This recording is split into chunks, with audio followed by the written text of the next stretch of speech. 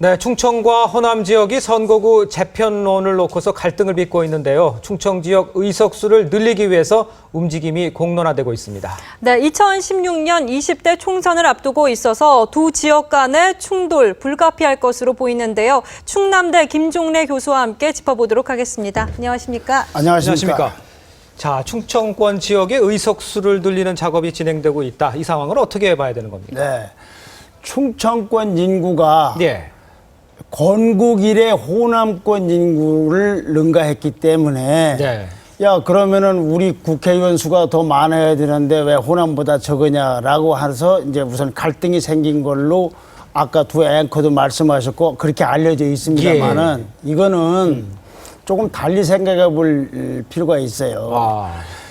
국회의원 정수를 300명으로 제한하고 네. 그걸 늘리지 못하는 것이 우리나라 정치 현실입니다. 그렇죠. 왜냐하면 지난해 대선 때부터 국회의원 숫자를 늘리지 않아야 된다라는 쪽의 여론들이 많았기 때문에 그렇죠. 국회의원들이 뭘 한다고 의원 수를 늘리느냐 이런 말이 많단 말이죠. 예.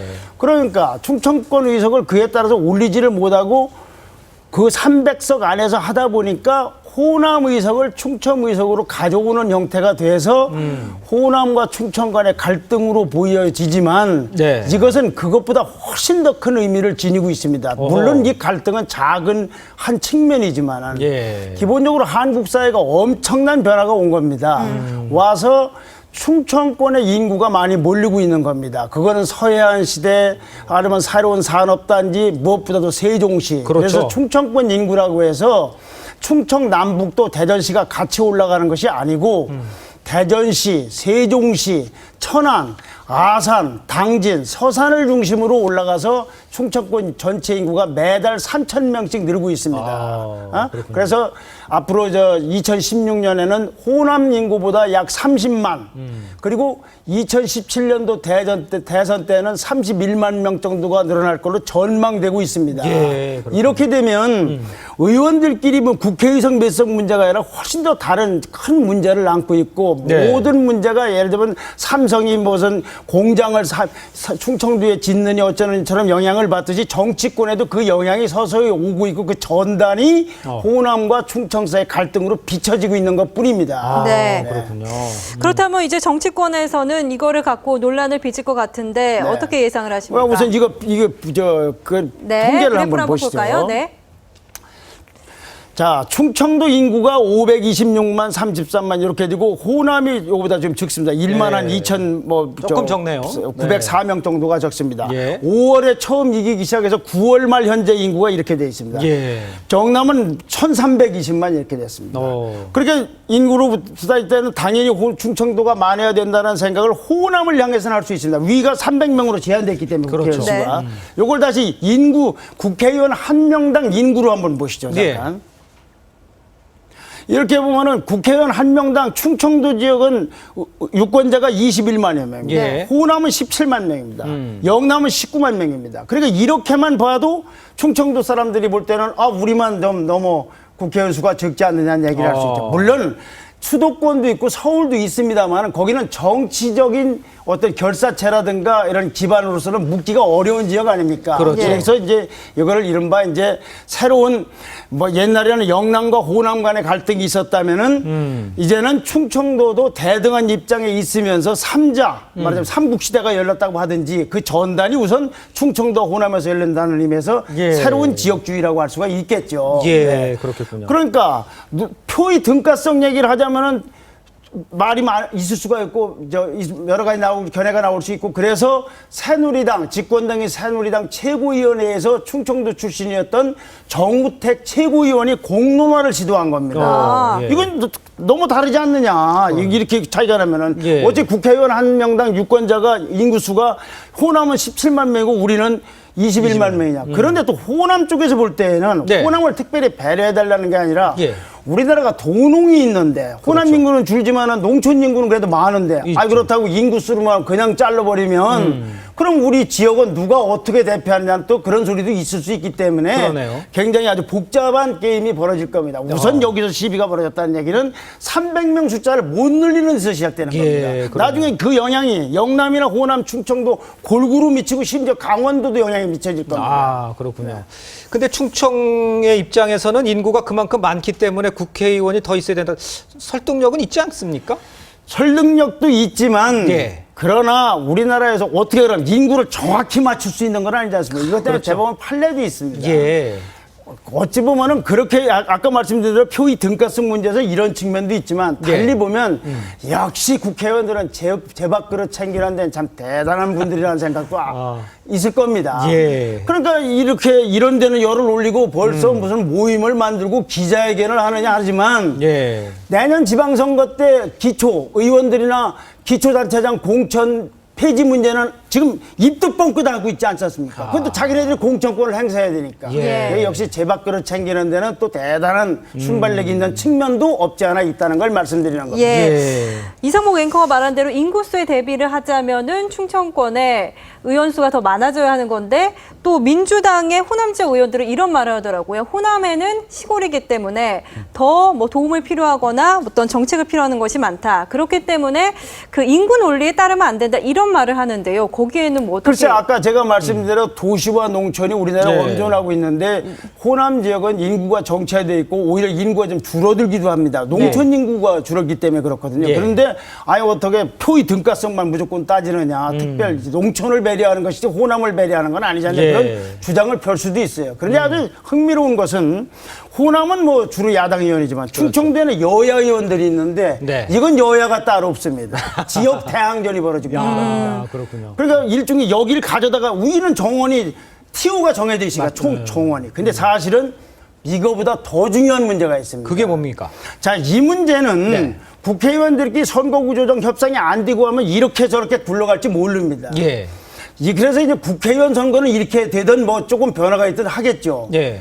대통령 선거 때는 전국의 규모가 달라지는 겁니다. 그렇겠는데요. 호남 인구가 적은 겁니다. 야. 약 31만 명 정도가. 야, 그러네요. 충청도 인구가 적을 때에도 충청도가 캐스팅 대권의 보트를. 향방을 정했던 네, 것이 예. 그동안에 무슨 세종시 문제라든지 뭐 김대중 전 대통령의 DJP 연합이라든지 다 예. 나오는 겁니다. 그런데 이제 충청도 인구가 늘어났어요. 무려 30만 명 정도가 늘어난다. 그럼 대권 후보를 이거나 대권 후보를 하는 정당에서는 이게 이제 옛날에 영호남 중심 사고로 선거 전략을 세우기는 매우 어렵다. 이런 아주 복잡한 문제. 이거는 여야 간에 선거구 협정할 게 없지 않습니까? 전국에 그렇죠. 한 선거구니까 그렇죠. 대통령 선거 때. 예. 여기에 굉장한 문제가 있습니다. 아주 복잡한 포인트가 있습니다. 예. 이것은 박정희 대통령부터 현 박근혜 정부의 탄생 때까지 우리가 모았던 근본적인 정치 토대가 베끼는 걸 의미하는 겁니다. 여기에 오히려 더 큰 의미가 있다 이거예요. 여기끼리 싸우는 건 별 의미가 없다. 예. 그게 문제다. 네. 그렇게 되면은 이제 전략을 세울 때 네. 야, 영남 중심 전략이냐 호남 우대 전략이냐 충청도 우대 전략이냐 더 나아가 네. 충청권 인사들에 대한 배려가 더 좋을지도 모릅니다. 얼마 전 추석 때 TV조선에서 한번 특집 보도한 것 같은데 예컨대 이건 어디까지 예를 드는 겁니다. 반기문 유엔 사무총장 같은 분들이 이런 혜택을 볼 가능성도 없지 않다 이렇게도 생각해 볼 수가 그렇죠. 있죠. 다만 그건 예를 드는 예, 거니까 무슨 특정인 지지 얘기하는 건 아닙니다. 네. TV조선에서 보도도 했고 예. 이분이 충청북도 출신이거든요. 그러니까요. 네. 아주 근본적인 변화가 올 겁니다. 국회의원 수 몇 명 늘어나고 줄이고가 문제가 아니라. 그렇군요. 지금 보면 그러면 말씀하신 대로 국회의원 수를 늘리는 것뿐만 아니라 네. 2017년 정도인가요? 대선이 네. 있을 경우에 충청도의 영향력이 엄청 커지는 상황. 아까도 지적해 주셨습니다만 네. 인구가 지금 계속 늘고 있는 상황. 인구가 적을 때도 여기를 이겨야 이긴다고 했는데 그러니까요. 인구가 이미 30만이 차이가 나면은 점점 늘어나고 있는 상황. 박근혜 대통령이 문재인 후보한테 얼마나 이겼습니까? 노무현 대통령이 당시 이해창 후보 몇 표로 이겼습니까? 김대중 대통령이 이해창 후보를 몇 표로 이겼습니까? 박빙이었죠. 어떻게 보면. 대단한 차이가 있는 거예요. 30만이 늘어난다는 것이. 예. 그렇군요. 아이고. 그렇다면 이제 말씀하신 대로 영호남 전략이 아니라 전국구 전략 이렇게 가야 될 텐데 네. 어떻게 해야 됩니까? 그래서 궁금한데요? 그건 저도 모르겠습니다만 어쨌거나 네. 예. 이게 좀 특정적 얘기라서 뭐합니다만은 충청권에 대한 새로운 선거 전략과 접근 방식이 그러니까 우리나라에서 지역 하면은 영남, 호남, 충청이지만 새로운 방식, 뭐 어떤 방식이 옳으냐 그르냐 이것이 아니라 제가 무슨 뭘 찬성한다 해라 이제 전략적 접근을 다시 해야 되겠구나.